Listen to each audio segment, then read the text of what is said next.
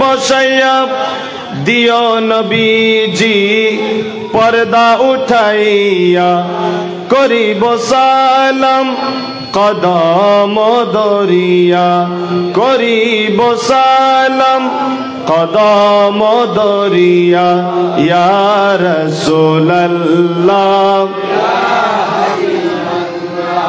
ইয়া রাসূলুল্লাহ। তাহলে বলেছিলাম ব্যবসার মধ্যে গেলেন, গোলাম যখন বললেন এই মুহাম্মদ যখন হাঁটে আকাশের মেঘ কি দেয়? ছায়া দেয়। যেদিক দিয়ে হাঁটে রাস্তা ঘ্রাণ হয়ে যায়, খুশবু হয়ে যায়। শুধু তাই নয়, বাসা অনেক সুন্দর, বাসা অনেক মিষ্টি। মরা গাছের নিচে বসলে গাছটা জিন্দা হয়ে যায়, ফল ধরে। বলুন সুবহানাল্লাহ। এই ধরনের কথা শুনতে শুনতে মা খাদিজাতুল কুবরার অন্তরের মধ্যে আমার রাসূলের জন্য ভালোবাসা সৃষ্টি হয়ে গেল, মুহাব্বত সৃষ্টি হয়ে গেল।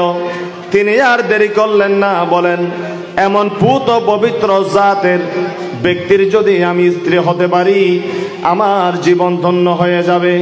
সেজন্য তিনি আল্লাহর রাসূলকে শাদী করার জন্য, বিয়ে করার জন্য প্রস্তাব পাঠালেন। বলুন সুবহানাল্লাহ। প্রস্তাব পাঠানোর পর নির্দিষ্ট সময়ে মোহরানা ধার্য করে আমার রাসূলের সাথে মা খাদিজাতুল কুবরার বিবাহ নেকা আগদ অনুষ্ঠান হয়ে গেল। বলুন সুবহানাল্লাহ। রাসূলের বয়স তখন কত? 25। মা খাদিজার বয়স 40। মা খাদিজার বয়স তখন কত? কিন্তু আমার রাসূল এলান করেছেন আমার খাদিজার বয়স 40 হলেও আমার আল্লাহ বলেছেন খাদিজাতুল কুবরার শাদী আমার রাসূল শুধু করেন নাই, এটা আল্লাহর পক্ষ থেকে আল্লাহ করেছিলেন। বলুন সুবহানাল্লাহ।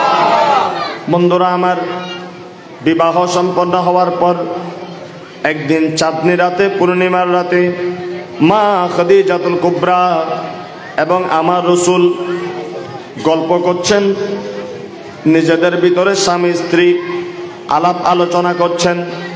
এমন সময় খাদিজাতুল কুবরা রাসূলের সাথে কথা বলেন। আল্লাহ রাসূল মা খাদিজাকে বলেন, আমি তো গরিব মানুষ, টাকা নাই, পয়সা নাই, তুমি তো বড় ধর্নাঢ্য ব্যক্তি, পয়সাওয়ালা, আমার কাছে কি আছে, কেন আমাকে শাদী করলা? মা খাদিজাতুল কুবরা বলে, ইয়া রাসূলুল্লাহ, আপনার টাকা না থাকতে পারে, সম্পদ না থাকতে পারে, কিন্তু আমি আপনাকে এমনিতেই বিয়ে করি নাই। আপনাকে বিয়ে করার জন্য আমার আল্লাহ পূর্ব থেকে আমাকে অনেক নিদর্শন দেখাইছে। বলুন সুবহানাল্লাহ। মা খাদিজা বলতেছেন, আল্লাহ রাসূল জিজ্ঞাসা করেন সেটা কি? মা খাদিজা বলেন, একবার নয়, দুইবার নয়, আমি 3 বার স্বপ্নে দেখেছি। কয়বার? 3 বার স্বপ্নে দেখেছি আকাশের মধ্যে চাঁদ উদয় হয়েছে, আকাশে চন্দ্র উদিত হয়েছে। আমি দেখলাম আস্তে আস্তে ওই চন্দ্র নিচের দিকে নামা শুরু করলো। নামতে নামতে নামতে নামতে আমার কোলের মধ্যে সেই চাঁদের টুকরা এসে পড়ল। আমি ভয় পেয়ে গেলাম, ঘাবড়ে গেলাম। যদিও বা সুন্দর স্বপ্ন হয়, কারণ চন্দ্র নিজের কোলে চলে আসা। 4টিখানি কথা নয়, আমি একজন গণকের কাছে গেলাম, একজন জ্যোতিষীর কাছে গেলাম। আগের কালের জ্যোতিষীরা তারা স্বপ্নের বড় সুন্দর সুন্দর ব্যাখ্যা করতেন, যেভাবে বলতেন সেভাবে মিলে যেত। মা খাদিজা বলেন, আমি একজন জ্যোতিষী গণকের কাছে গিয়ে বললাম, আমি আজকে অনেকবার, 2-3 বার এই স্বপ্নটা আমি দেখেছি, এটার ব্যাখ্যা কি? ওই গণক বলে, ওই গণক আমার হাতগুলা দেখতে চাইলো। আমি হাতগুলা দেখালাম, আমার চোখের দিকে তাকালো, চোখ দেখলো, পরীক্ষা করলো। ওই গণক জ্যোতিষী বলে উঠল, খাদিজা তুমি বড় তকদিরওয়ালা, আমার ব্যাখ্যা যদি সত্য হয়ে থাকে আখেরি জামানার নবী খুব সন্নিকটে প্রকাশ পাবে। ওই আখেরি জামানার নবীর সাথে তোমার শাদী হবে। ওই আখেরি জামানার নবী একদিন তোমার রানের উপর ঘুমাবে, তোমার কোলের মধ্যে মাথা রাখবে। ওই পূর্ণিমার চাঁদ হলো আখেরি জামানার নবী। বলুন সুবহানাল্লাহ। নারে তাকবীর, নারে রিসালাত, নারে গাউসিয়া, নবী হায়াতুন নবী। এজন্য আলা হযরত বলেন ও কামালে হুসনে হুজুর হে কে গুমানে নুকসে জাহান नहीं वो कमाल हुस्ने हुजूर है के गुमान नुक्स जहां नहीं यही फूलो खारस दूर है यही शम्मा है के दुआ नहीं वो कमाल हुस्ने हुजूर है सला दुनिया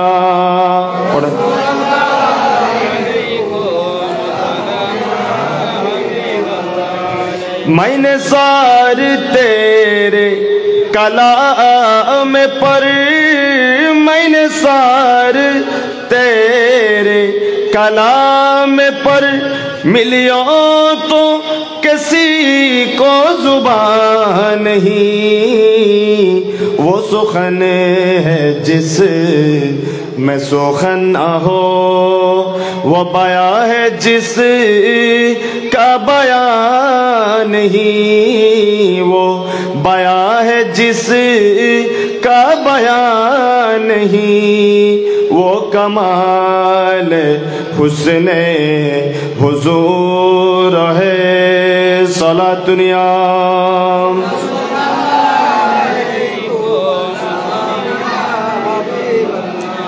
এগুলি নাতে রসুল আশেকের মামলা যারা বুঝে তারা বলে যে হুজুর ওয়াজ নগরজন এলে কালাম ফরন আর তুইতে গমলায় এখন তো বাজি কালাম বুঝে দেয় মহব্বতের মানুষ নাই এখানে এগুলো কালাম বুঝে দেয় ইয়াত্রী দাল্লা ইউন বসি দেয় ফরম ফরত দেয় ওনার তো কোনো অসুবিধা লাগেননি খারাপ লাগনি হনো বখুদা খুদা কা यही है दर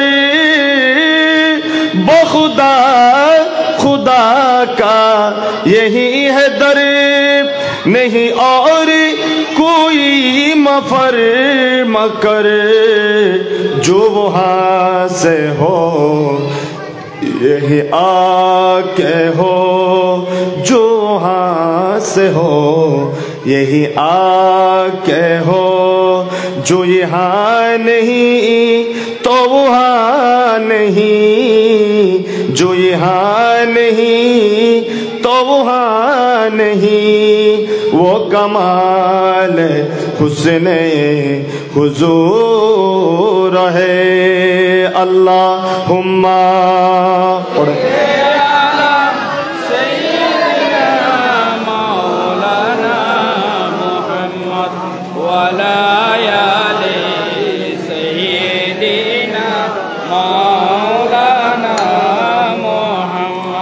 আল্লাহ কবুল করুন এই মা খাদিজাতুল কুবরা নিজের যত টাকা পয়সা ছিল সব ইসলামের জন্য আল্লাহ রসুল যখন নিজেকে নবী হিসাবে আল্লাহর পক্ষ থেকে আদেশ পেয়ে নিজেকে প্রকাশ করলেন কাফের অনেক শত্রুর ভিতরে মা খাদিজাতুল কুবরা সব সময় আমার নবীকে সাহারা দিয়েছেন বলুন সুবহানাল্লাহ যত টাকা পয়সা ছিল সব আল্লাহ রসুলকে দিয়ে দিলেন যে হুজুর আপনি ইসলামের জন্য খরচ করেন সুবহানাল্লাহ তো আমার নবীর বিবি ছিল 11টা কয়টা সাইও তোমারও আবার গনি গনি 11 গনি গনি গড়া যাবে না আর পাঁচজন তো হবো নামাতে আর বুড়োল যাওনি তারা হতজন আর বুড়ো হয়ে গিয়ে তারা আর গরিব থাকতেন জোয়ান যারাই তারা হবো সার্গো সাইও সার্গো না বলে জোর ওয়াজ করছি খালি যায় না বিয়ে করে গেলে বেশ করে করা যাবে কেমনে যাবে কেমনে যাবে যাইব দেখেন বই ঘর যেবে আসা গেবে তখন বলবো তুমি বিয়ার গো গরিব তারবে তুই গরিব তারবে নইলে পারবে না কেন কারণ আল্লাহ রসুল বলেছেন তোমরা একে একে কয়টা বিয়ে করতে পারবে 4টা কিন্তু 4টা স্ত্রীর অধিকার তাদের খরচ পোষণ বাড়িঘর টাকা পয়সা সবকিছু সমানভাবে দিতে হবে এদের অধিকার রক্ষা করতে হবে যদি খেয়ানত হয় একটা বিয়ে করে একটাকে নিয়ে ঘর সংসার করো দ্বিতীয় নাম্বার বিয়ে করা হারাম সুবহানাল্লাহ তাহলে 4টা করতে পারবে কে যার 4টা 5তলা বিল্ডিং আছে চারটা গাড়ি আছে, চারটা আলাদা আলাদা জায়গা আছে, অথবা যে স্ত্রীর হক অধিকার রক্ষা করতে পারবে সে করতে পারবে কয়টা? আর আমরা তো এখন একটাও ঠিক মতো চালাইতে পারি না, একটার সাথে সুন্দর মতো আচার আচরণ কথাবার্তা বলতে পারি না, তাহলে দ্বিতীয় নাম্বার করাও আমাদের জন্য কি নাই? জায়েজ নাই। সময় হলে সেদিকে পরে কথা বলবো ইনশাআল্লাহ, কোনো সমস্যা তো নাই। যাক, তাহলে মা খাদিজাতুল কুবরা উনার গর্ভেই আমার রাসূলের ছেলে এবং মেয়ে কি করেছে? জন্মগ্রহণ। নবীর বেটি 4 জন, কয়জন? মেয়ে 4 জন, ছেলে 3 জন, মোট 7 জন সন্তান, সবগুলাই মা খাদিজাতুল কুবরার গর্ভে জন্মগ্রহণ করেছেন। সুবহানাল্লাহ। তিনি ছাড়া অন্য কোন বিবির গর্ভে আমার নবীর কোন সন্তান ছিল না, কোন সন্তান ছিল না। সুবহানাল্লাহ। বন্ধুরা আমার, যখন ওহী আসার সময় হলো, আল্লাহ তাআলা ইচ্ছা করলেন নবীকে নবী হিসাবে পৃথিবীর মধ্যে প্রকাশ করার জন্য। কি করার জন্য? প্রকাশ করার জন্য। কিভাবে বুঝাই? নবী হয়েছেন বহু আগে, নবী হয়ে দুনিয়াতে এসেছেন, কিন্তু নবী তিনি যে আল্লাহর রাসূল, আল্লাহর ওয়াহাদানিয়তের দাওয়াতের মাধ্যমে নবী নিজেকে প্রকাশ করেছেন, তখন নবীর বয়স 40 বছর। সুবহানাল্লাহ। যাক, আমরা কঠিন কথায় না চাই, আপনারা সাধারণ মানুষ, সহজ কথা বলি, ঠিক আছে? যখন আল্লাহ রাসূলের ওহী আসার সময় হলো, বুখারী শরীফের প্রথম পৃষ্ঠায় হাদিস, আল্লাহ রাসূল একাকিত্ব থাকা পছন্দ করলেন, সুন্দর সুন্দর স্বপ্ন দেখা শুরু করলেন। যে স্বপ্ন দেখতেন পরের দিন সেটা সত্য হয়ে যেত, কারণ নবীরা যেমন তেমন স্বপ্ন দেখেন না, যেটা দেখেন সেটা দিনের মতো সত্যে পরিণত হয়। বলুন সুবহানাল্লাহ। এটাকে রুয়ায়ে সাদেকা বলে, আরেকটা বলা হচ্ছে হুব্বি বাইলাইহিল খালা। মা আয়েশা সিদ্দিকা থেকে হাদিস কানা রওয়ায়াত, তিনি বলেন আল্লাহ রাসূল বলেছেন, আমরা শুনেছি যখন আল্লাহ রাসূলের কাছে ওহী আসবে সর্বপ্রথম আল্লাহ রাসূল সুন্দর সুন্দর স্বপ্ন দেখতেন, আর একটা হলো তিনি একাকিত্ব থাকা পছন্দ করতেন। এভাবে নিরিবিলি আল্লাহর পক্ষ থেকে ওহী পাওয়ার জন্য আল্লাহর সান্নিধ্যে তিনি একাকী গারে হেরার মধ্যে এক নাগারে 40 দিন অবস্থান করেছেন। বলুন সুবহানাল্লাহ। কয়দিন? এই সময় পাহাড়ের উপরে কোনো খানা ছিল না, কোনো পানির ব্যবস্থা ছিল না। দেখেন স্ত্রী হিসাবে স্বামীকে কিভাবে সহযোগিতা করেছেন, মোহাব্বত করেছেন প্রতিদিন অথবা একদিন পর একদিন। তখন মা খাদিজাতুল কুবরার বয়স প্রায় 55 বছর। কয় বছর? মা খাদিজার বয়স তখন 55 বছর। এই 55 বছর বয়সে মা খাদিজাতুল কুবরা এই শরীর নিয়ে আমার নবীর জন্য খাদ্য নিয়ে অনেক উপরে পাহাড়, যারা মক্কায় মুরব্বীরা গিয়েছেন, গারে হেরা উঁচু একটা পাহাড়, ওই পাহাড়ের মধ্যে বেয়ে বেয়ে মা খাদিজাতুল কুবরা আমার নবীর জন্য খাদ্য পানি নিয়ে যাইতেন, আমার নবীর খেদমত করতেন। বলুন সুবহানাল্লাহ। এভাবে একদিন রাসূলে পাকের কাছে জিবরিল আগমন করলেন।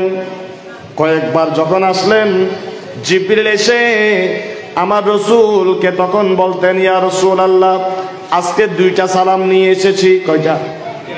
2টা সালাম। একটা সালাম আল্লাহ আপনার জন্য পাঠিয়েছেন, আর একটা সালাম আপনার বিবি খাদিজাতুল কুবরার জন্য পাঠিয়েছে। বলুন সুবহানাল্লাহ। মৌলানা সাহেব বহুত তাল্লিওয়া ফায়দা কি কইলাম দে সাইয়ো তোমরা আবার মাই ফাউজুর বিয়ে দিবেন না হদিন উজুরের বহুত তাল্লি কি ফায়দা হদ্দি কি ছাত্র হলে আর সালাম করিবে লগে লগে যদি মনে এইবে উজুরের বউ ফোনে বউ আর কোনো রো কি করে চাঙ্গুর ধরি সালাম করন শুরু করে তেন হদ মুখ রব বেয়াগন হদ উজুরের বউ তোর সম্মান বাজ্যে না হম্মি নবীর বিবি হইবের কারণে সালাম তো আল্লাহ ফাটার দে নবীল্লাই, নবীর বিবি হইবের কারণে আল্লাহ নবীর বিবি মা খাদিজারও সালাম ফাটাই। সুবহানাল্লাহ। বালা মানসল্লাহ আড়িলি খাইবার তার ফান অমানসল্লাহ আড়িলি কি তোমারা নজানো ফান নাকি এনে এডে বেশ দুর্যোধনের সামনে বালা মানুষের হাড়া যাইব। হ্যাঁ এগুলো মানুষ পাই, আল্লাহ তোমার রহমত করো। তাহলে বালা মানসল্লাহ আড়িবার চেষ্টা করছো। বালা মানসল্লাহ আড়িলি কি পা যাইব? ইজ্জত পা যাইব। আর গো লাড়িলি 14 শিকুর মেদি বইয়া নাই ডালের পানি কম পরিব দেরি। আল্লাহ বুঝিবার তৌফিক দান করো। সালাতুনিয়া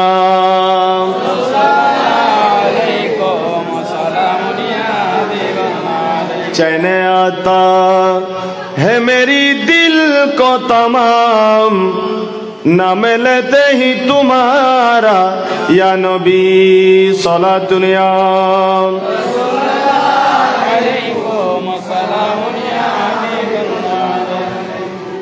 এই মা খাদিজাতুল কুবরা যতদিন জীবিত ছিলেন আল্লাহ রসুল দ্বিতীয় কোনো বিয়ে মাতো না, বুঝছি না? এখানে ইতিহাস এনে খাইলে মাহফিল একখান করলাম, বিরিয়ানি দু খাই এনে ঘরত ঘুম গেলাম গই, আয় গেলাম উত্তরে, নামাজ গিয়ে দক্ষিণে, বউ গিয়ে গই ফুম মিককে, মা বাপ গিয়ে গই পশ্চিম মিককে, এলে ওয়াজ ফায়দা দিব না? মাহফিলত আইবেন ফেঞ্জল গর্জন তবরক গর্জন ইন একখান বরকত। কিন্তু রসুলে পাকের উসওয়া হাসানা আদর্শ এগিনো মাহফিলুত্তুন আলেম ওলামার মুকুত্তুন শিকন্নান জানন্নান দরকার আছে না নাই? নইলে তো আর ভিতরে তো গরু চলার ভিতরে আর কোনো পার্থক্য পাইব না, দেখতো না। আল্লাহ আর আমল করবে তৌফিক দান করো। যতদিন মা খাদিজা জীবিত ছিলেন আমার নবী দ্বিতীয় কোনো বিয়ে করেন নাই। সুবহানাল্লাহ। যেদিন মা খাদিজাতুল কুবরা একটা রুটি দুজন ভাগ করে খাইতেন আমার নবী এবং মা খাদিজাতুল কুবরা। সুবহানাল্লাহ। এত অভাব নবীর ঘরে, মা খাদিজা কোনোদিন আমার নবীকে নালিশ, অথচ তিনি ছিলেন কি পয়সাওয়ালার মেয়ে।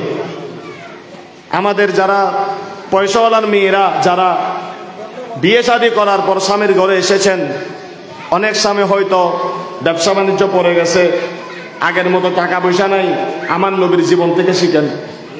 মা খাদিজাতুল কুবরা কুচিপতি ছিলেন, কিন্তু আমার নবীর ঘরে এসে নিজের হাতে রুটি বানিয়েছেন, নিজের হাতে আটা পিষেছেন, ঘর পরিষ্কার করেছেন, কুয়ার মধ্যে গিয়ে পানিও তুলেছেন। বলুন সুবহানাল্লাহ। তাহলে এগুলার ভিতরে সম্মান আছে কি নাই? আছে কি নাই? কোনোদিন অভাব নিয়ে খাদ্য নিয়ে আমার নবীকে কি করে নাই? নালিশ করে নাই। কথা বুঝতেছেন আপনারা? বন্ধুরা আমার, মা খাদিজাতুল কুবরা রাদিয়াল্লাহু তাআলা আনহা যখন আমার নবীর কাছে ওহী আসলো, আমার রাসূল গারে হেরা থেকে নেমে মা খাদিজার কাছে চলে গেলেন, গিয়ে বলতেছেন জাম্মিলুনি জাম্মিলুনি, আমাকে একটা মোটা চাদর দিয়ে ঢেকে দাও, কারণ রাসূলের পাকের কাছে ওহী এসেছে। আল্লাহ রাসূল কাঁপতেছিলেন। বলুন সুবহানাল্লাহ। একটু ছোট করো আওয়াজ, একটু বাড়ি গেছে বলো, এটা একটু ছোট করো। সালাতুনিয়া সামান্য। আমার রাসূল মা খাদিজাতুল কুবরাকে কথাবার্তা বললেন। মা খাদিজা বললেন, আল্লাহ আপনার উপর নৈরাশ নারাজ হবে না, আপনি সত্য প্রতিষ্ঠাকারী, এতিমদেরকে রক্ষণাবেক্ষণকারী।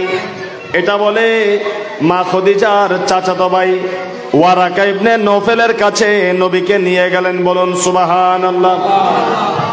ওয়ারাকা ইবনে নওফেল ছিলেন ওই সময়ের তৌরাত জাবুর কিতাবের জ্ঞান। আওয়াজ ডিস্টার্ব করতেছে কেন? মাইকটা কমাও না, তুমি বুঝতেছো না? টন টন করতেছে, বুঝতে হবে তো। সালাতুনিয়া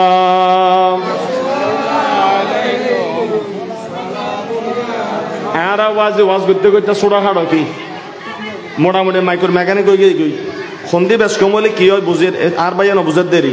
আল্লাহ বুঝিবার তৌফিক দান করো। ওয়ারাকা ইবনে নওফেল তিনি ছিলেন তাওরাত জাবুর কিতাবের আলেম। আল্লাহ রাসূলকে নিয়ে গেলেন কে? মা খাদিজা। নিয়ে যাওয়ার পর বলতেছেন, এই আমার চাচাতো ভাই মুহাম্মদ কি বলে শোনো। এটাও বুখারী শরীফের প্রথম পৃষ্ঠার এই হাদিসটাই, একই হাদিস, বলুন সুবহানাল্লাহ। ওয়ারাকা ইবনে নওফেল বলে, হে মুহাম্মদ, তুমি কি দেখেছ, তুমি কি শুনেছ, আমাকে জানাও। অতঃপর রাসূল পাক বলতেছেন, আমি দেখলাম আমার কাছে একজন লোক আসলেন, আসার পর আমাকে জড়াইয়ে ধরলেন, কিছু কথাবার্তা বললেন। কোরআনের প্রথম 5টা আয়াত, ইকরা বিসমি রব্বিকাল্লাযী খলাক, এই আয়াতে কারিমা নিয়ে আসলেন। আমি সেগুলি শুনে তারপর হেরা গুহা থেকে আমার ঘরের মধ্যে আসলাম। প্রথম আমি তার সাথে আমার সাক্ষাৎ হলো।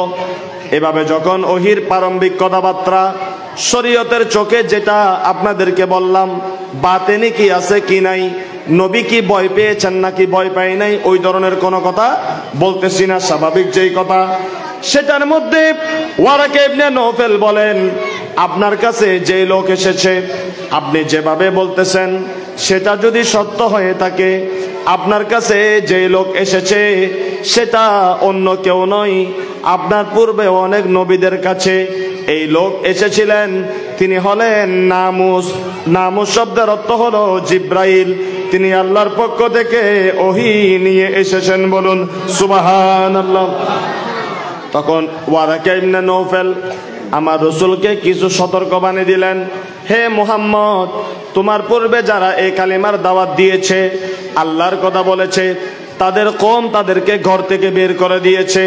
মক্কার লোক একসময় তোমাকে ঘর থেকে বের করে দিবে, তোমার উপর নির্যাতন করবে, তোমাকে তারা কঠিন শাস্তি দেওয়ার চেষ্টা করবে, তোমাকে হত্যা করার চেষ্টা করবে। ওয়ারাকা ইবনে নওফেল বলে, লাউ কুনতু হাইয়ান, আমি যদি সেই সময় পর্যন্ত বেঁচে থাকি, আমি তোমাকে সাহায্য করব, সহযোগিতা করব, বলুন সুবহানাল্লাহ। ওয়ারাকা ইবনে নওফেল আল্লাহ রসুলকে বিদায় দিলেন। এটা ছিল আল্লাহ রসুলের সর্বপ্রথম ওহী আসার অবস্থা। তারপর বেশ কিছুদিন, 1 বছর, মতান্তরে 1.5 বছর, কেউ কেউ বলেছেন 8 মাস পর্যন্ত ওহী বন্ধ ছিল। ওই সময়ের মধ্যে ওয়ারাকা ইবনে নওফেল বিদায় নিয়েছেন, মারা গিয়েছেন। আমার রসুল বলেন, আমি একদিন ওয়ারাকা ইবনে নওফেলের কবরের পাশে গেলাম, আমি দেখতেছি ওয়ারাকা ইবনে নওফেলকে আল্লাহ একটা সবুজ কাপড় পরিহিত জান্নাত দান করেছেন। সে জান্নাতের মধ্যে ওয়ারাকা ইবনে নওফেল হাঁটতেছেন। ওয়ারাকা ইবনে নওফেলকে আল্লাহ জান্নাত দিয়েছেন কারণ তিনি আগের নবীদের উপর ঈমান এনেছেন। আমি নবীকে দেখার পর আমি নবীকেও আল্লাহ রসুল বলে স্বীকৃতি দিয়েছে, বলুন সুবহানাল্লাহ। তাহলে আল্লাহ রসুল ওহী পাওয়ার পর আল্লাহ রসুলকে নবী হিসাবে প্রথমে একজন পুরুষ, একজন মহিলা। পুরুষের মধ্যে ছিলেন খাদিজার চাচাতো ভাই ওয়ারাকা ইবনে নওফেল, আর মহিলাদের মধ্যে ছিলেন মা খদিজাতুল কুবরা। এখানেও নবীকে সহযোগিতার ক্ষেত্রে এবং নবী যে নবী হয়েছেন, নবীর নবুয়তের সাক্ষীর ক্ষেত্রে ছেলেরা আগে নয়, মেয়েরা আগে, বলুন সুবহানাল্লাহ। জোরা হো না, এ তারা বিয়াগ মেকে ফার্স্ট, বিয়াগ মেকে কি ফার্স্ট, আর একখানা পিছনে পড়ে আসি দেরি। আলহামদুলিল্লাহ, ইসলামের সর্বপ্রথম মুসলমানকে মা খদিজাতুল কুবরা, তিনি আমার নবীর উপর সর্বপ্রথম ঈমান এনেছেন। ওনার পরে যিনি ঈমান এনেছেন তিনি হলেন আবু বকর সিদ্দিক রাদিয়াল্লাহু তাআলা আনহু। আর যদি আরো প্রথমে চিন্তা করেন, নবীকে নবী হিসাবে স্বীকৃতি দিয়েছেন প্রথমে মা খদিজা, দ্বিতীয় ওয়ারাকা ইবনে নওফেল। সুবহানাল্লাহ। মা খদিজাতুল কুবরা সব সময় আল্লাহ রসুলকে সাহারা দিয়েছেন, ভালোবেসেছেন, মুহাব্বত করেছেন। যখন মা খদিজাতুল কুবরা দুনিয়া থেকে বিদায় নিলেন, তোর 1 বছর 1.5 বছর পর আমার রসুল মদিনায় হিজরত করেছেন, বলুন সুবহানাল্লাহ। যতদিন মা খদিজা জীবিত ছিলেন ততদিন আমার রসুল মক্কায় ছিলেন। মা খদিজাও মারা গেলেন, আমার নবীর চাচাও মারা গেলেন, তখন আমার নবী আর মক্কায় ছিলেন না। তারপর আল্লাহর নির্দেশে নবী কোথায় গেলেন? মদিনায় গেলেন। সুবহানাল্লাহ। মা খদিজাতুল কুবরা যেদিন ইন্তেকাল করলেন, আমার রসুল ওই কবরের মধ্যে নেমেছেন। আল্লাহ রসুল কোনো মানুষের কবরে নামতেন না, শুধুমাত্র 2 জন অথবা মতান্তরে 4 জন ব্যক্তির কবরের মধ্যে রাসূল নিজে নেমেছিলেন, বলুন সুবহানাল্লাহ। তাদের মধ্যে একজন হলো মা খাদিজাতুল কুবরা রাদিয়াল্লাহু তাআলা আনহা। কত মোহাব্বত ওনাকে আমার নবী করতেন। যেদিন মা খাদিজা দুনিয়া থেকে বিদায় নিয়েছেন, কবর যখন খনন করা হলো, ওই কবরের মধ্যে আমার রাসূল শুয়ে গেলেন, বলুন সুবহানাল্লাহ। সাহাবায়ে কেরামরা বলে, হুজুর আপনি কবরে শুলেন কেন? নবী বলে, আমার খাদিজা এখানে কিছুক্ষণ পরে শুবে। আমার খাদিজার সাথে কবর কি আচরণ করবে আমি জানি না। আমার খাদিজা কিভাবে থাকবে সেটা দেখার জন্য আমি কবরের মধ্যে শুয়ে গেলাম, বলুন সুবহানাল্লাহ। নবী নিজের হাতে কাফন পরালেন, নিজে জানাজা পড়ালেন, নিজে দাফন করলেন। সবাই যখন চলে আসলো, আমার নবী মা খাদিজার কবরের পারে বসে বসে কাঁদতেছে, বলুন সুবহানাল্লাহ। মা খাদিজাতুল কুবরার কবরের পারে দাঁড়িয়ে আমার নবী চোখের পানি ছাড়লেন, মা খাদিজার জন্য দোয়া করতেছেন।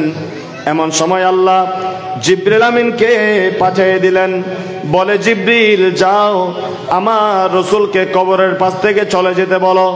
আমার রাসূলের কাছে জিবরিল এসে বলতেছেন, ইয়া রাসূলুল্লাহ, আল্লাহ বলেছেন আপনাকে কবরের পাশ থেকে ফিরে যাওয়ার জন্য। আল্লাহ তাআলা আপনাকে সংবাদ পাঠিয়েছেন। আমার রাসূল বলে, আমার খাদিজাকে এখন প্রশ্ন করা হবে। আমার খাদিজাকে একা ছেড়ে আমি যেতে পারি না। আমার খাদিজাকে আমি কার হাতে সুপর্দ করব? জিবরিল আমিন আবার আল্লাহর দরবারে গেলেন, নবীর কথা, নবীর আরজি পেশ করলেন। আমার আল্লাহ বলতেছেন, হে জিবরিল, আমার বন্ধুকে জানাইয়া দাও মা খাদিজাতুল কুবরার জন্য আমার নবী যেন আর কান্না না করে, চিন্তা না করে। কিয়ামত পর্যন্ত খাদিজাতুল কুবরা কিভাবে থাকবে, খাদিজাতুল কুবরার দায়িত্ব আমি আল্লাহ নিজের কুদরতি হাতের মধ্যে নিয়েছি, বলুন সুবহানাল্লাহ।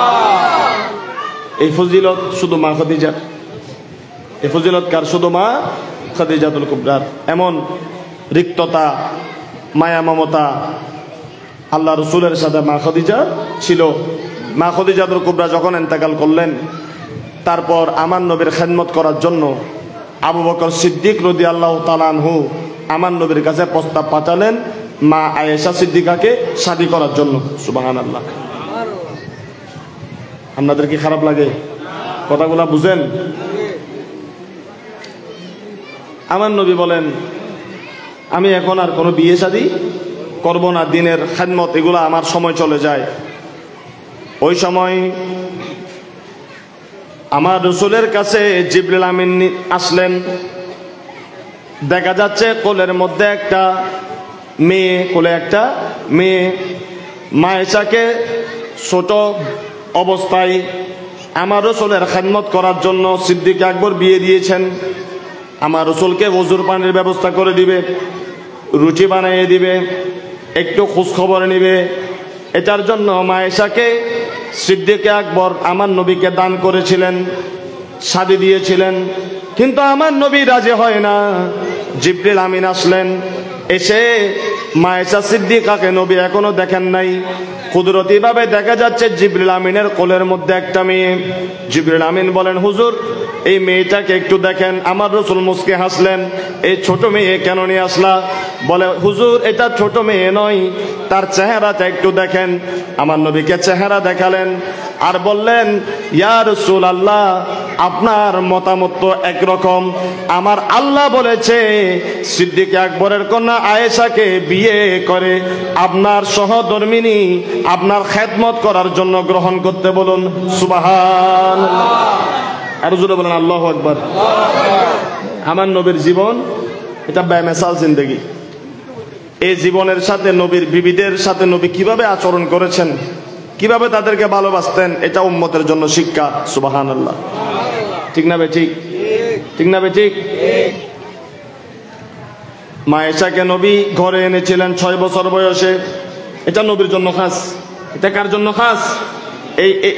এইটা নিয়ে আপনি বিভিন্ন ধরনের কথাবার্তা বলার কোনো সুযোগ, ঈমান চলে যাবে, ঈমান চলে যাবে। এটা আল্লাহ ভালো জানেন কিভাবে কি করেছেন। সুবহানাল্লাহ। 6 বছর বয়সে নবীকে বিয়ে দিয়েছেন। 9 বছর বা 10 বছর বয়সে নবীর সাথে মা আয়েশার লাইলাতুল আরস হয়েছে, বলুন সুবহানাল্লাহ। মা আয়েশাকে জিজ্ঞাসা করলেন, লাইলাতুল আরুস অতিবাহিত করার পর মুরব্বীরা বুঝতে পেরেছেন লাইলাতুল আরুস কাকে বলা হয়।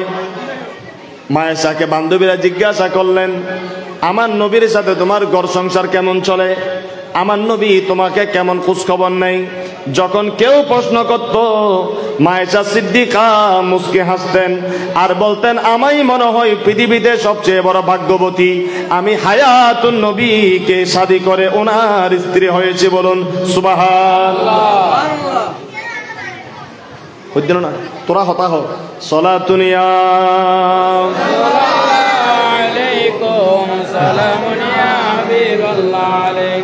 ও এনে ওয়াজ দেখিন গরির কিছু মনে করছেন অনারার ফয়েসে পে এটা গোড়া সরাই পারা ওয়াজ আর নুই কত জবাব দিউন ই মানছে ওয়াজ আর নুই আর যেভাবে গভীর আলোচনা গরির ইন আজকিলো জোর ওয়াজিং করে না মিশা হতা নই করে না কিন ইন খইবে টাইম জোর তো আছে না আই মুরব্বী হদুগুন বাপ হদুগুন হাবিল মানুষ হদুগুন ফাই দি কেন হতা হইতাম সাইড দি বহুত আগে এতক্ষণ নবীরে দরুদ সালাম দিয়ে মোনাজাত এতক্ষণ হাত তুলে দিতাম তারপরে পরিবেশ জ্ঞান আনেন না পারে ওয়াজ যেদিন লই আসছি নাইজো ন করি নাইজো এটার ভিতর লাই দি যেদিন গরিবের খেয়াল করি আসছি ই নাইজো একান শুরু ন করি আইজো লারে সারি আনে সাইড দিয়ে অনার অবস্থা কিছু খন জানি সলাতুনিয়া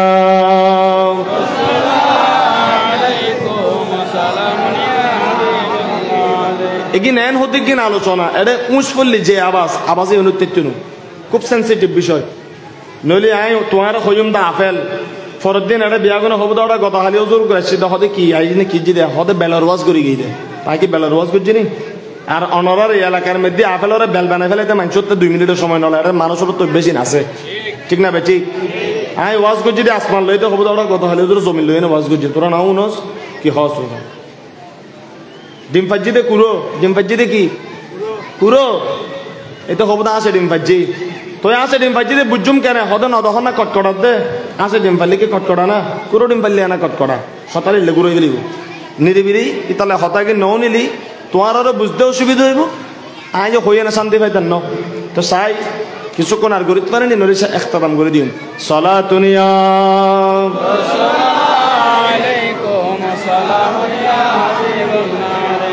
বন্ধুরা আমার বাবারা আমার মা আয়েশাকে নিয়ে আমার রাসূল ঘর সংসার করতেছেন খেদমত আঞ্জাম দিচ্ছেন আয়েশা সিদ্দিকা আমার নবী যখন আয়েশার সামনে মা খাদিজার কথা বলতেন মাইফলর একজনের প্রশংসা আরেকজনের সামনে করলি মনে মনে এনে একখানা বেশি হারাম ন লাগিলিও এনে একখানা অসুবিধা না লাগে না লাগে না লাগে আল্লাহ রাসূল যতদিন জীবিত ছিলেন প্রত্যেকটা বিবির কাছে মা খাদিজার কথা বলতেন মা খাদিজার সারাখানি করতেন আমার খাদিজা এমন ছিল আমার খাদিজা আমাকে এমন করেছে আমার খাদিজা আমাকে সহযোগিতা করেছে আমার খাদিজা আমাকে বড় দেখভাল করেছে ইসলামের জন্য বড় খেদমত করেছে নবী যতদিন জীবিত ছিলেন মা খাদিজার কথাগুলি বলতেন স্মৃতিচারণ করতেন আর প্রতি বছর মা খাদিজাতুল কুবরার জন্য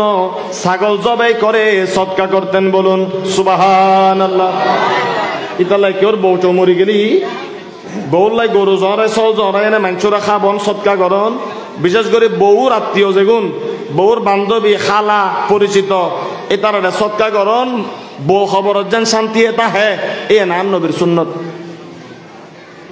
আলহামদুলিল্লাহ নহব কোনো শিরিক হইব না কোনো বেদা দেব না কোনো গোস্ত গরু জরাই যদি শিরিক বেদাত লাগে গোস্ত কিনে 8,000 ভাড়া দিবে খাতে লাগি আর মিলাদুন নবীরে বহুত জনে বেদাত খাওয়া দাঁড়াইলে বহুত মানুষ দেখি খাইতে সমত কিন্তু বিরিয়ানিতে আগে খাইয়ে না মারি দিয়ে চলে এই সদিন বেটা মা ফিলা না বেদাত কই দেয় খানা বিদুর কি বেদার নাম লেখা আছে না না আগে খাই ফেলাই বেশ করে মজা করিয়ে নেয় খাইবের সময় দাঁত উঠে যাই গই ও খাইবের সময় নলা চাবে বেললাই আড্ডি মারি বেললাই এটা দাঁত উঠে যাই গই তারাতে এনে যেটা খানা শেষ হয় তারপর দিনে তার দাঁতুন ফুরে যায় গই তো হতে মিলাদুন নবী বেদাত কিন্তু খাইবের সময় দাঁত দিয়ে এখন উঠে যাই গই আল্লাহ এই ধরনের কিছু ফজিলতালা মানুষ আছে মিলাদুন নবীর বিরুদ্ধে উন্নতন আল্লাহর ইমানের হেফাজত করো আমিন সলাতুনিয়া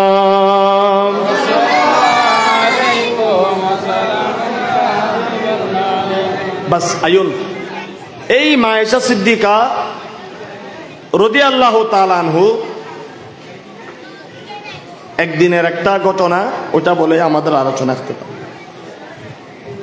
6 হিজরি, কত হিজরি? নবী কোথায় তখন? মদিনায়। মদিনায় যেদিন নবী গিয়েছেন সেদিন থেকে হিজরি গণনা শুরু, এটা মনে রাখবেন। এই জন্য আমরা যখন বলবো প্রথম হিজরি, দ্বিতীয় হিজরি, তৃতীয় হিজরির ঘটনা, দশম হিজরির ঘটনা, অষ্টম হিজরির ঘটনা, তখন মনে করবেন ঘটনাটা ঘটছে কোথায়? নবী মদিনায় থাকাকালীন। সুবহানাল্লাহ। এই এনাকান সূত্র, এই এনাকান কি সূত্র? 6 হিজরিতে বনি মুস্তালিক নামের একটা গোত্রের সাথে নবী একটা যুদ্ধ করেন। সেই যুদ্ধ থেকে আসার সময় আল্লাহ রাসূল সবাইকে বলতেছেন, তোমরা সবাই যা আছে সবকিছু একত্রিত করে নাও, আমরা যে কাজে এসেছি সেই কাজ শেষ, যুদ্ধে বিজয় লাভ করেছি, মদিনায় চলে যাব। সুবহানাল্লাহ। সেই যুদ্ধে আমার নবীর সাথে বিবি হিসাবে এসেছিলেন কে? মা আয়েশা সিদ্দিকা রাদিয়াল্লাহু তাআলা। মা আয়েশা সিদ্দিকা একটু হ্যাংলা পাতলা ছিলেন।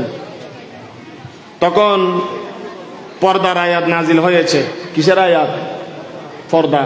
মেয়েরা পর্দা করা তখন কি ফরজ, পর্দা করা কি ফরজ, পর্দার আয়াত নাজিল হয়েছে। তো মা আয়েশা সিদ্দিকা যেই উটের উপর বসতেন, এরকম টেবিলের মতো তক্তার মতো গাছ দিয়েছে, আর চতুর্দিকে কি দেওয়া হয়েছে? পর্দা দেওয়া হয়েছে। এভাবেই উটের উপর চড়ে তিনি আল্লাহ রাসূলের সাথে এসেছেন, এখন চলে যাবে। এই মাঝখানে মা আয়েশা নিজের হাজত পূরণের জন্য একটু দূরে গেলেন। আমাদের বিভিন্ন হাজতে আমরা এখন না বা আধুনিক বাথরুম ঘরের ভিতরে, তখন বুড়া বুড়িরা হাজত করার জন্য ঘর থেকে দূরে যাইতো না? যাইতো। মা আয়েশা হাজত সারার জন্য দূরে গেলেন।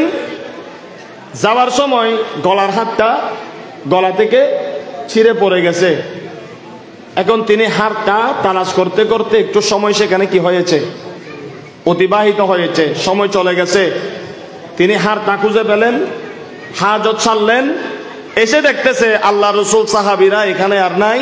এরা ঘোড়ার উপর উঠে, উটের উপর উঠে তাঁবু তুলে অনেক দূর, মোটামুটি এমন ভাবে চলে গেলেন, মা আয়েশা তাদের কোনো নিশানা আর খুঁজে পেল না। সুবহানাল্লাহ। খুব গুরুত্বপূর্ণ জটিল একটা কথা বলতেছি, বাংলা অনুবাদ করে যাব।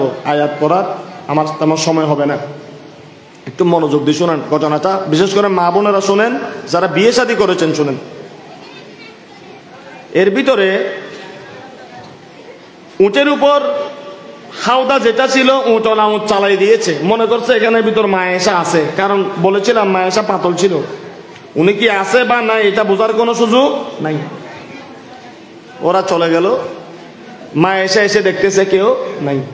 তিনি বলেন, আমি যদি এখন ভিন্ন দিকে দৌড়াদৌড়ি করি, হয়তো আমার রাসূল কিছুক্ষণ পরে বুঝতে পারবেন আমি যে উটের ভিতরে নাই, হয়তো আমাকে তালাশ করার জন্য তিনি আসবেন অথবা কাউকে পাঠাবেন। তা আমি যেখানেই ছিলাম সেখানেই বসে থাকি, অন্যদিকে চলে গেলে এখানে এসে তারা আমাকে না পাইলে আবার অন্যদিকে কি তালাশ করবে। সুবহানাল্লাহ। কথা বুঝতেছেন? তা আমার নবীর একটা নীতি ছিল, কোন যুদ্ধ থেকে যাওয়ার সময় আল্লাহ রাসূল শেষে একজনকে রেখে যেতেন।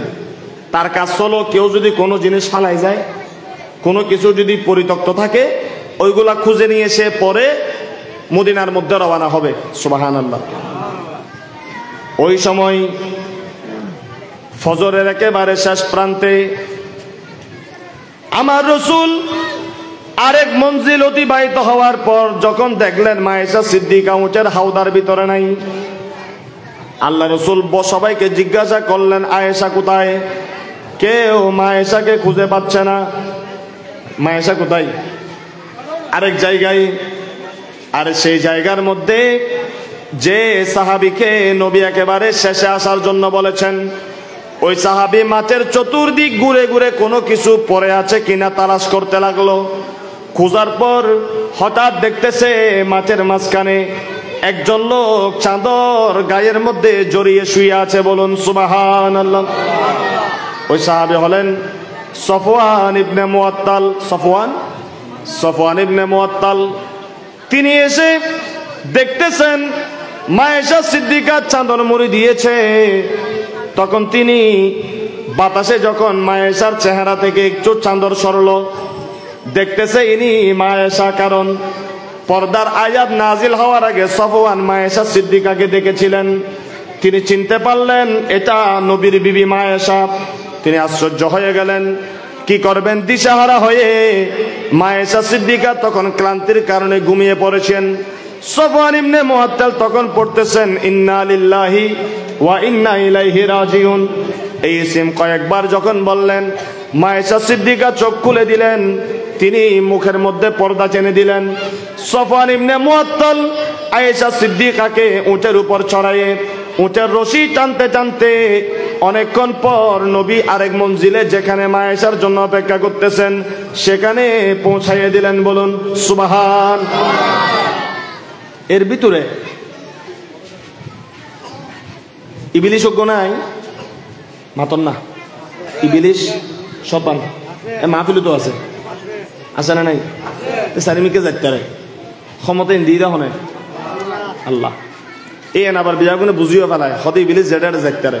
তো তাই যাতে হইও মান নবী জেডারে যাইতে রে, এই এনাতে বুঝুন নয়। এনে শতান জেডারে যাইতে রে হলেন বুঝি ফেলায়। যুবক ভাইয়ে বুঝে, মুরব্বিয়ে বুঝে, হ্যাঁ শতান জেডারে যাইতে রে যেন হইলে বিয়াকে সহজে বুঝি ফেলায়। আর যদি হয় আন নবী মাহফিলত আইতে রে, নবী মাহফিলত আছে হদেও ধরে শিরিক করছি, কে শিরিক কইতো। শতান যদি কিয়ামত পর্যন্ত আয়াত পায়, আন নবীরে তো আল্লাহ হায়াতে আবদি দান করিয়ে নে, নবী বানাই নে ফাটাইয়ে দে। আন নবী জিন্দানো না। সুবহানাল্লাহ। আমি তো আয়াত পড়েছি, আন নাবিয়্যু আওলা বিল মুমিনিনা মিন আনফুসিহিম। আল্লাহ কোরআনে বলতেছেন, ও নবী আপনি হলেন মুমিনদের জানের চেয়েও নিকটে। কোন মানুষ যদি মনে করে নবী আমার জানের চেয়ে আমার কাছে নয়, সেই ইমানদার নয়। ওয়া আজওয়াজুহু উম্মাহাতুহুম, নবী হলো প্রত্যেক মুসলমানের মুমিনের জানের চেয়ে কাছে। নবী মদিনায় নয় শুধু, নবী আমার থেকে জুদা নয়, খোদা আমার কাছে, নবী আমার কাছে। আরেকটা নবীকে বলতেছে, নবী আর আপনার বিবি যা আছে পৃথিবীর সমস্ত মুমিন মুমিনাতের তারা হলো মা জননী। সুবহানাল্লাহ। নবীর বিবিকে মা বানাইছেন কে? কে বানাইছেন? এজন্য নবীর শানে যেভাবে বিয়াদবি করলে ঈমান যাবে, নবীর বিবিদের শানেও কেউ বিয়াদবি করলে ঈমান থাকবে। খবরদার। আল্লাহ রাসূলের সাথে যেটা লেগেছে এটাকে নিয়ে কটূক্তি করা যাবে না। গোলামই এসো, গোলামই জগই মনিবে চিন্তা না করছে। মনিব বলি বোধ ধরলে ধরা আছে না, বুঝন পারলাম। গার্মেন্টসের মালিক যারা, এটা রাতে ঘুম জানতে পারে কিয়া ওদের কর্মচারীর বেতন কেনে দিম টেনশন। অর্ডার অজ্ঞ যাই না, অর্ডার আরোগ্য নোয়াইন পর্যন্ত এতে কুলফল্লা করতে হয়। অর্ডার নোয়ালি তো শেষ, আন মেশিনও শেষ, কর্মচারীও শেষ। হ্যাঁ পাইছুম কেনে, ব্যাংকত তো নুন লই দিয়ে দিম কেনে, এটা রাতে ঘুম জানতে পারে। আর যোন বড় বড় ম্যানেজার 1 লাখ টাকা বেতন, 80,000 টাকা বেতন, এটা গানুন ইউনিয়নে হাম করে। ওদের দূর হদার মালিক আছে, মাস শেষ হইলে টিয়া দিব, বেতন দিব, খাই না কোথায় এনে ঘুম যাইম, মালিকে ঘুম জানতে পারে। তো ইও তোমার সদিন নবীর মতো ইও গোলাম, ইও আরামে আসো, আরামে তা হো। নবীলে গুতাগুতি নগর বলদি বাচ্চা, এ বলদি কি বাচ্চা, বাচ্চা এবার চিন্তা নগর্য, গোলামের মধ্যে দাম বেশি। সুবহানাল্লাহ। রসুলে খুদা কি गुलामी में क्या है, जरा तुम गुलामी में आकर तो देखो। गुलामी ये है बादशाही से बेहतर, इधर आओ किस्मत जगा कर तो देखो। सला दुनिया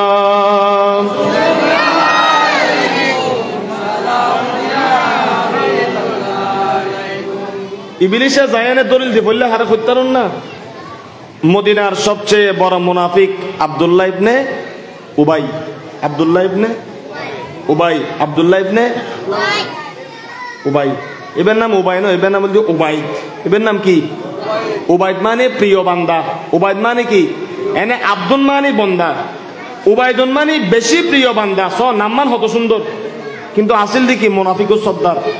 মুনাফিকুর কি নাম? আব্দুল্লাহ ইবনে উবাই, আব্দুল্লাহ ইবনে উবাই। শয়তান প্রথমে গিয়ে তাকে ধরলো।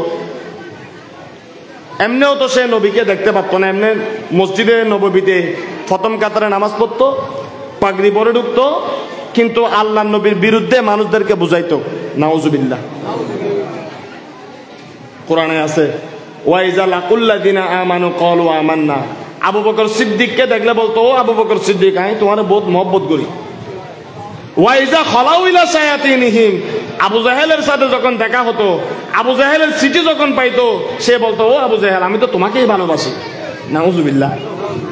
দুনুমিকে হাত দেরি এলে মানুষ এলাকার মধ্যে আসে না নাই? ওই কে ছায়া কাপ খালি হদে বদা আসি তো, আর এই মিকে তুমি 2 কাপ পালি হদে বেড়াই নাই, জায়গা বরাবর না হাম করছুম, তুই চিন্তা না করিস। এলে আসে না নাই? 2 মিকে হাত আইলে মানুষ নাই। ওনার নাম বলতে দালাল, ওনার নাম বলতে কি দালালি টালালি নগরী না ভালো হয়েছে ওগুই আল্লাহ মহব্বত পাইবে। ঠিক না ভাই? ঠিক। দালালের জায়গা দুনিয়া তো নাই, আখারে তো নেই। আবার বালাহামর দালালের দাম আছে। বালাহামর, কারণ বালাহামর দালাল যেগুন উনল দি আল্লাহর বন্ধু, সুবহানাল্লাহ। আর খারাপ খামর দালাল যেগুন উনল দি শতানোর বন্ধু। ঠিক না ভাই? ঠিক। ঠিক না ভাই? ঠিক। সাই আবার গরুর বাজারের দালাল যারা আছো গুসানো হই এই সোয়াবর হাম, তুমি অজ্ঞ করবেন না গরু লইতে গিয়েও এটা হতা সৈন্য জানে। তুই তি এনে গরু যাব দে 5 মন, বিয়ারে হদ্দে 7 মন, তো তুমি যাই নাই তোর হয়ে দেব গরুবে 7 মন হইতো না, গরুবে 5 মন হইব। এই বরাবর তুই টিয়া দাও না, হ্যাঁ হয়ে এনে লই দি। বিয়ারিরা যায় না যদি হওয়াটা মানুষ এবারে তগর দেখিলে তোর গরু বেবু দে 5 মন, তুই 7 মন কাহর দিফালে ওটা কানা গরু ঠিকঠাক করি। বিয়ারিও টিয়াগুন ফাইল, এটা তোমার 500 টিয়া দিল। যারে গরু গো লই দিলা কেনা তুই গরিব মানুষ, এই তো তোমার 500 টিয়া দিল। এবে বিলকুল সন্মান জায়েজ আছে এবং সোয়াব আলহামদুলিল্লাহ। ঠিক আছে না বাজি? এন গুণ নাই, এন কি নাই গুণ নাই। আবার হোঁতা এনে মারি দিলি 5 টিয়া জিনিস একখান মানুষের করে ধরে নিয়ে যদি 10 টিয়া দেখা পাই দো এন গুণ হইব। এবং এলে প্রতারণা করি বললে নবী নিষেধ করছি। সুবহানাল্লাহ। আমার নবী বলেছেন মান গাসসা ফালাইসা মিন্নি, যে প্রতারণা করে সে আমার নয়। গাছ ঠিক রাখু ইয়ার দেশের মধ্যে যারা দেন অফারদা গাছ একবার আর ইয়ানা খাইতে বেললাই, তো আর ইয়ানা খাইলে কি হয়? অসুবিধা হয়। গাছ জিয়ে রেখু ফল খাইও, একবারে গোড়া সহ খাইবে লাইলে কি অসুবিধা আছে না নাই? বাস। আব্দুল্লাহ ইবনে উবাই চতুর্দিকে মানুষদেরকে বলে বেড়াচ্ছে, শোনো শোনো, নবীর বিবি আয়েশাকে নাকি খুঁজে পাওয়া যাচ্ছে না। আয়েশা মেয়েটার চরিত্র খারাপ, সে ভালো মেয়ে নয়। জুড়ে বলুন নাউজুবিল্লাহ। আরো জুড়ে বলুন নাউজুবিল্লাহ। এই নাউজুবিল্লাহ না হলে গুণ হয়ে যাবে। আরো জুড়ে বলেন নাউজুবিল্লাহ। সমস্ত ওয়াজ করতেও ডর, তারপরে গরম পরত দে মা বোন লড়লাই, তোমরা বুঝিবেন নাই। হ্যাঁ আগে হই দিদি আজ বসলে মা বোন লড়লাই। এই ঘটনার মধ্যে আব্দুল্লাহ ইবনে উবাই ছিল মুনাফিক। সব সময় অপেক্ষায় থাকতো কিভাবে নবীর বদনাম করা যায়, নবীর বিবির বদনাম করা যায়, নবীর সাহাবীদের বদনাম করা যায়। সে সুযোগ পেয়ে গেল যখন আয়েশা সিদ্দিকা হাউদের মধ্যে পাওয়া যাচ্ছে না।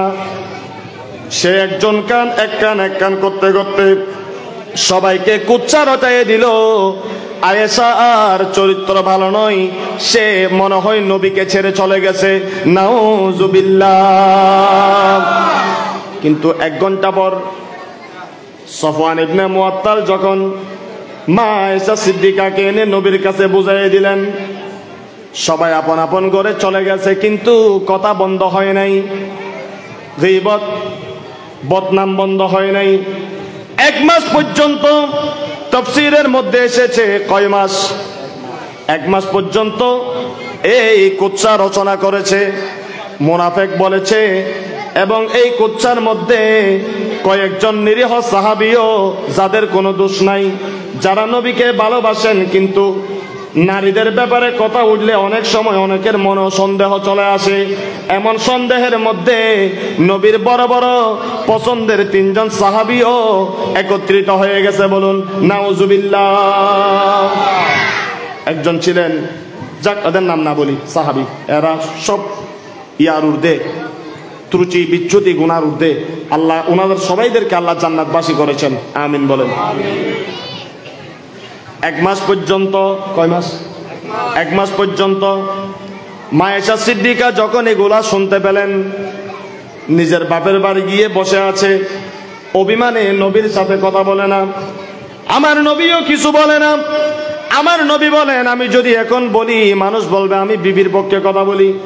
না আমার নবীও জানতেন আয়েশা সিদ্দিকার কোনো দোষ নাই, তিনি পুত পবিত্র রমণী। কিন্তু মানুষের সামনে যখন কোনো কিছু ঘটে যায় সেগুলার জন্য নবী তেমন কোনো কথা বলে নাই। আর আমার নবী অপেক্ষা করতেছেন কি হয় ঘটনা দেখার জন্য। বলুন সুবহানাল্লাহ। যখন এভাবে দিন যেতে যেতে, সময় যেতে যেতে, যখন দিন যায় নবীর মনে ব্যথা বাড়ে, মা আয়েশা সিদ্দিকার মনে ব্যথা বাড়ে। আবু বকর সিদ্দিক নিজের মেয়ে দিয়েছে, কথাগুলো শুনতে কি ভালো লাগে? ভালো লাগে না। বন্ধুরা আমার গভীর মনোযোগ। এক মাস পর আমার আল্লাহ তাআলা মুনাফিকেরা কি বলে বেড়ায়, কার মনের মধ্যে নবীর জন্য কতটুকু ভালোবাসা আল্লাহ পরীক্ষা নিয়ে ফেলেছে। বলুন সুবহানাল্লাহ। এই কথার মধ্যে যখন উমর আল ফারুক শুনলেন, তিনি তলোয়ার বের করে নিলেন, বলে খবরদার, আমার নবী যেরকম পবিত্র নবীর বিবিরাও পবিত্র, নবীর বিবির বিরুদ্ধে যে কথা বলবে আমি উমর তাকে তলোয়ার দিয়ে ফয়সালা করব। বলুন সুবহানাল্লাহ। অনেক সাহাবী এই কথার মধ্যে কান দেয় নাই, আবার অনেকে বলতেছেন ঘটনা কি সত্য কি মিথ্যা। এরকম করতে করতে এক মাস পর্যন্ত নবী অপেক্ষা করেছেন, আল্লাহ অপেক্ষা করেছেন। মাঝখানে পরে মুমিন কারা মুনাফিক কারা আল্লাহ মানুষের সামনে নবীকে পরিষ্কার করে দিলেন। বলুন সুবহানাল্লাহ। এক সময় আয়েশা সিদ্দিকা আবু বকর সিদ্দিকের ঘরে চৌকির উপরে বালিশের উপর মাথা দিয়ে যখন চোখের পানি ছাড়তেছেন, এমন সময় ডাক আসলো। সিদ্দিকে আকবর বলেন, তোমার স্বামী অর্থাৎ হায়াতুন নবী মুহাম্মাদুর রাসূলুল্লাহ সাল্লাল্লাহু আলাইহি ওয়াসাল্লাম তোমাকে দেখার জন্য এসেছে। বলুন সুবহানাল্লাহ। সালাতুন ইয়া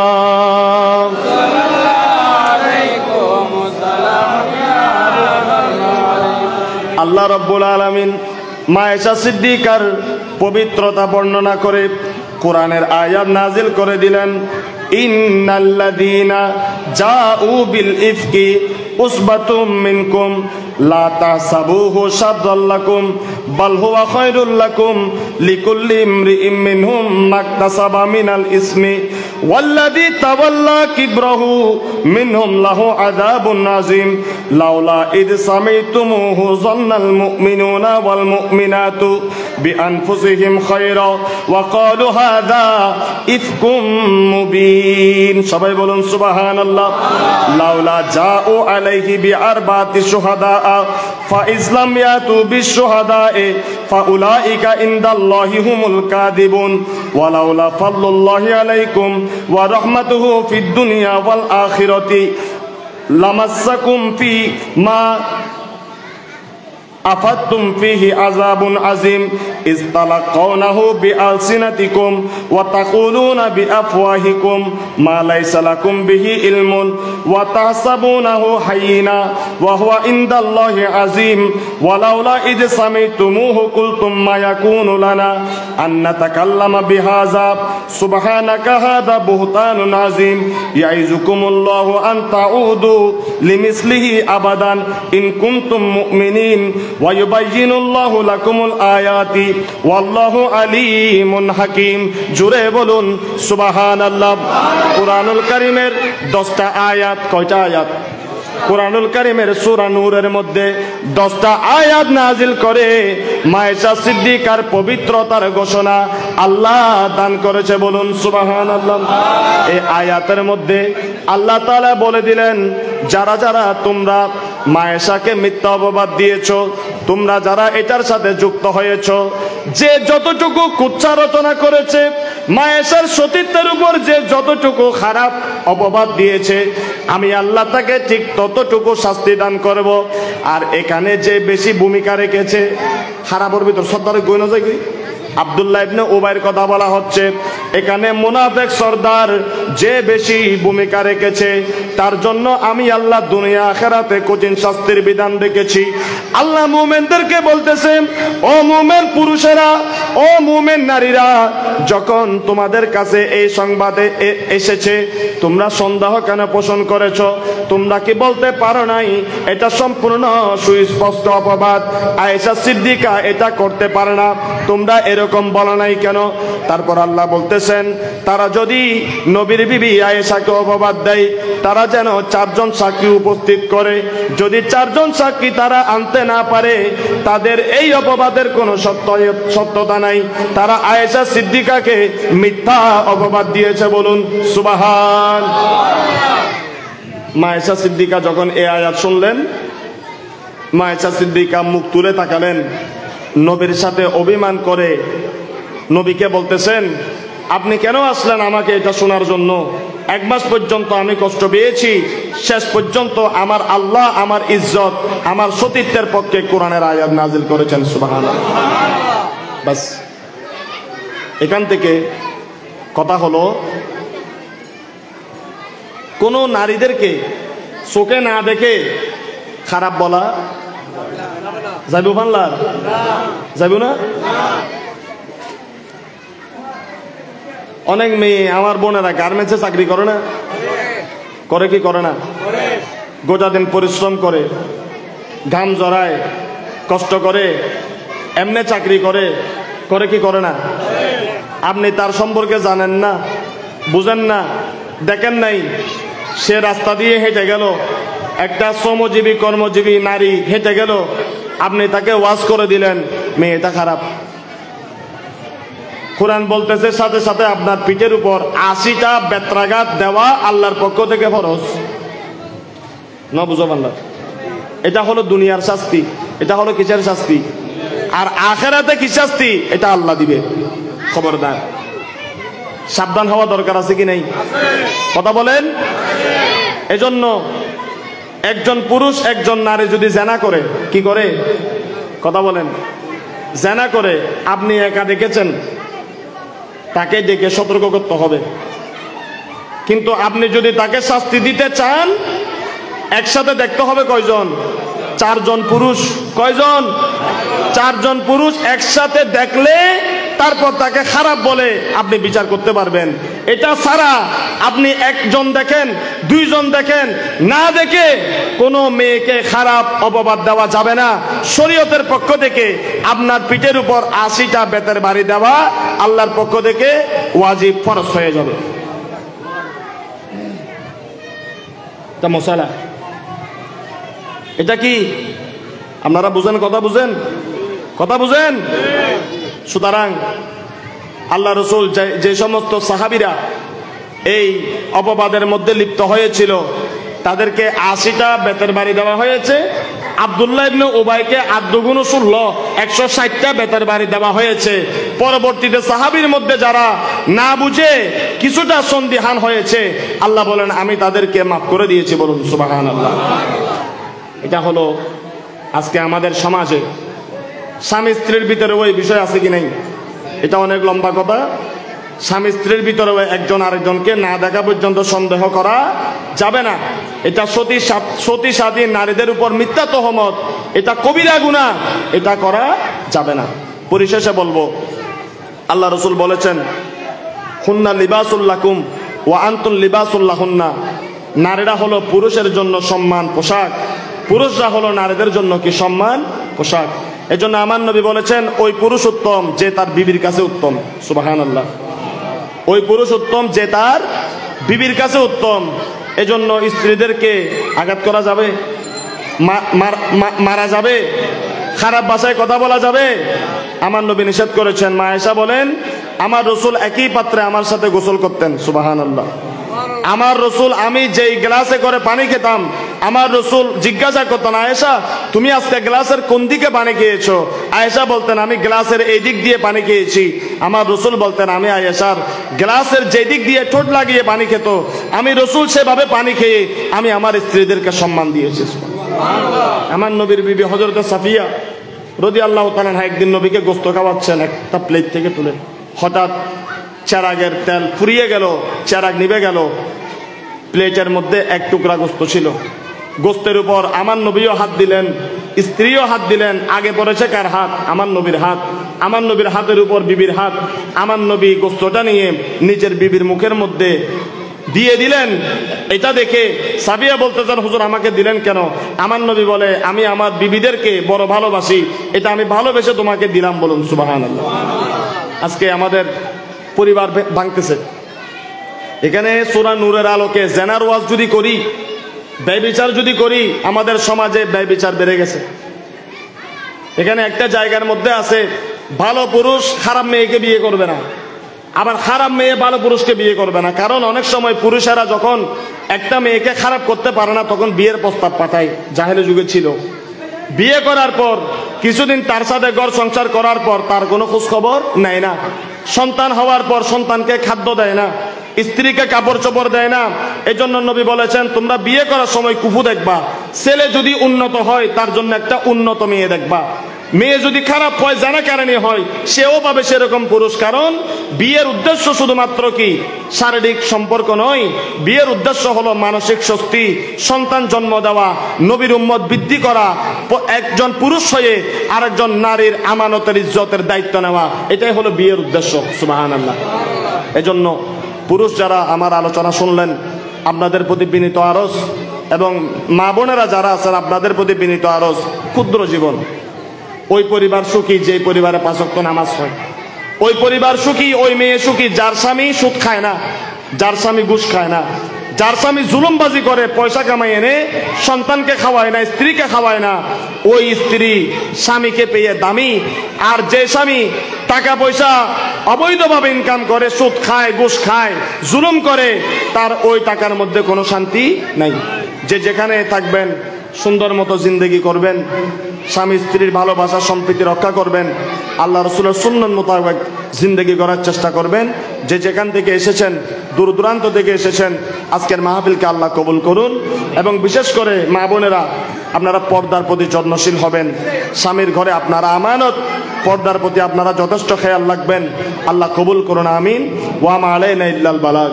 ইয়া নবী সালাম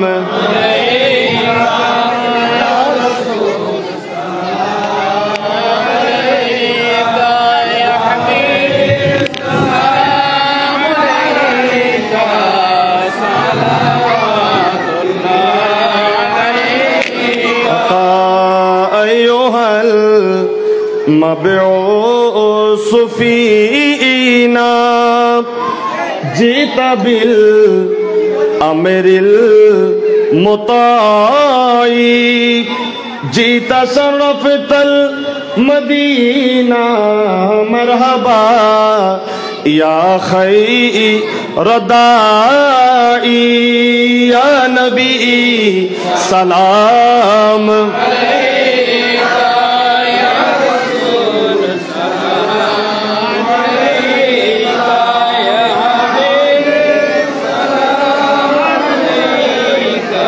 صلوات بلغ العلا بكماله كشف الدجى بجماله حسنت جميعا